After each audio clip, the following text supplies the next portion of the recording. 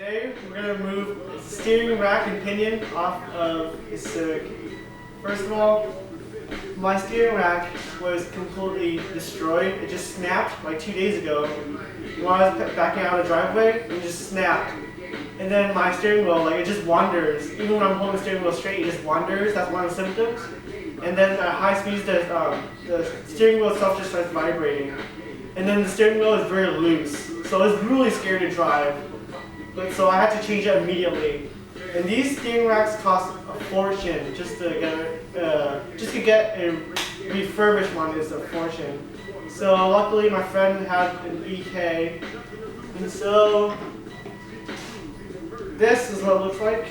Steering rack and pinion for a manual steering car. I am not going to do it for power steering because my car does not have power steering. So if you have power steering, then go to Eric the Car Guy's YouTube video because he shows you how to remove a power steering one. This is for manual steering. Okay, so pick which video you want to do. And this took me 20 minutes, less than 20 minutes to remove off of my friend's EK because his EK was just a shell. There was nothing in that EK. So it was really simple. It was so easy. But when there's something in a regular car like this one, it's a different story. So I'm going to show you guys how to do it. First, you want to jack up the car. Once it's jacked up, use jack stands to support it. Once it's jack stands, lower the car. Take off both front wheels. I usually do a star pattern.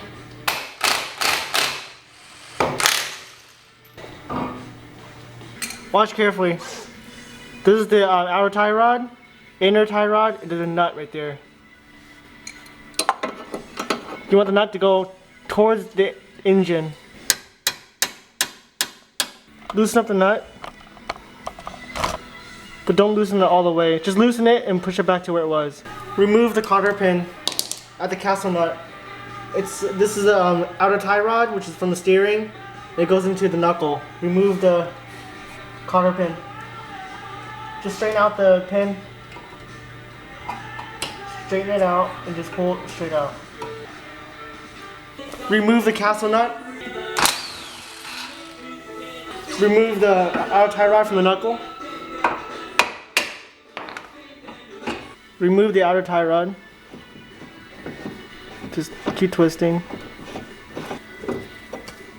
Repeat this process on both sides of the car. At the end of your steering column, where your pedals are, this is the cover for the steering column. There's two clips, one right here and one right there. Remove both of them, very easy, just use your hands. That's one, get the other one, that's two. One more thing holding it together is this button right here. Just all you have to do is pull this down.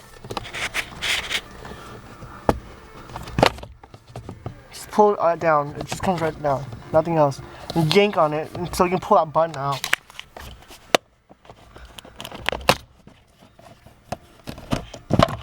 This is where the steering rack joins with the steering column. You're gonna have to remove this nut right here. And another one. Right there. There's a pink one right there where my finger is, and then the second one's right here, and the head is on the other side, so you gotta turn it a little bit. You can just put the key in it and turn your steering wheel so you can access those bolts. You can get the bottom one and the side one really easy now, okay? When you take it out, don't remove the steering column right away, because you want to put the steering wheel back into its neutral position. So this is just for temporary to remove the bolts.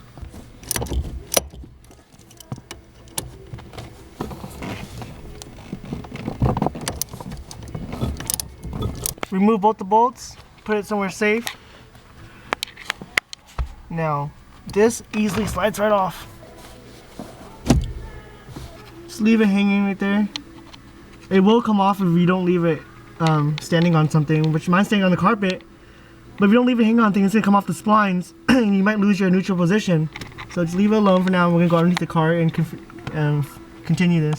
Before you go underneath the car, make sure you wear goggles because it's very dangerous that those dirt particles or anything goes in your eyeball. So just wear this. We are underneath the car, near the transmission. This is the right passenger side of the steering rack. Remove that red bolt. Remove that red one, and remove this red one. So it's like a bracket kind of holding it to the car's chassis.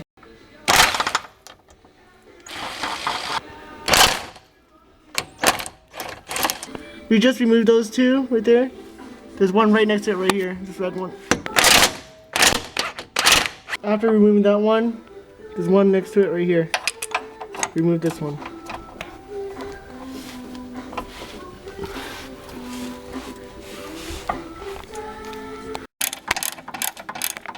After removing those 4 bolts over there, go over to the left side, driver's side, and there's another one over here,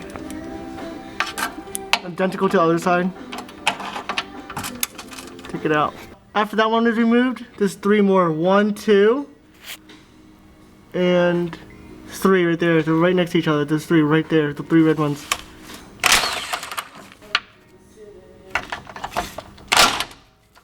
Alright, the rack just wants to fall, but you gotta remove this bracket that we took off. Okay, remove the bracket.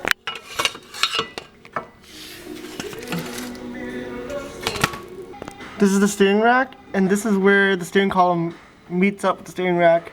There's a boot right there, and you want to remove that boot with a screwdriver or something. The boot's right there, and it will reveal to you the steering column, the splines, and that's where you can disconnect it from the steering rack. The boot has been removed.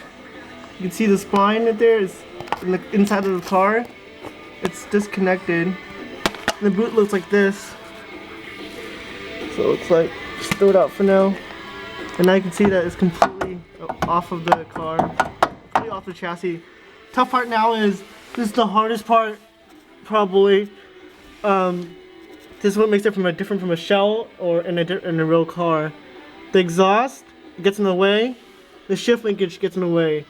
I really do not want to get rid of the shift linkage because it takes forever. But I'm just gonna remove the exhaust. Since mine is just welded right here, I'm gonna have to remove it from the header where the engine meets, and then remove it at the resonator. Okay, so for you it might be a lot easier because yours isn't welded like mine. So it's a long story, but I'm not gonna explain it. But remove your exhaust piping so you can get this thing out of here. Exhaust has been removed. As you can see, there is no exhaust anymore. It's alright. So you're gonna have to make sure this thing is the most important thing because it always gets in the way. It's the only thing getting in the way, actually. One of the 2 things that gets in the way. The spline where it goes into the car. You see it? The spline right here. You have to clear that chassis. That's one, and there's another one right there. The spline on the it's not a spline, but it's in the inner tie rod. You see it?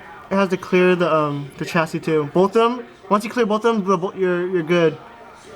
So the secret is to push the inner tie rod this way, because it actually compresses and it pushes out the other side of the car. That's how a steering rack works. So push the rod in this towards the right side of towards the passenger side of the car to get a little bit more room, and just try to wiggle it out. I'm gonna try to do this without removing the shift linkage. We actually have a stabilizer right here, and then there's a shift linkage. So if it doesn't work, we can remove this, and hopefully that will work too. But right now I'm gonna try to wiggle it out without removing any of those. As you can see, this is the shift linkage. I just removed the stabilizer rod from the transmission, which did the trick because I couldn't wiggle it out. It took me like a minute and I still couldn't wiggle it out. So I took off the stabilizer and it came off like butter. Alright, make sure those 2 points I told you about, the spline touching there and the inner tie rod touching there. Once they're both clear, you're good to go. And just rotate it, maneuver it, just wait any way you can, and then it'll pop right off. Should. That's it, dude. Gone. I am so happy. I cannot believe I got it out without removing the shift linkage, because that would have been bad.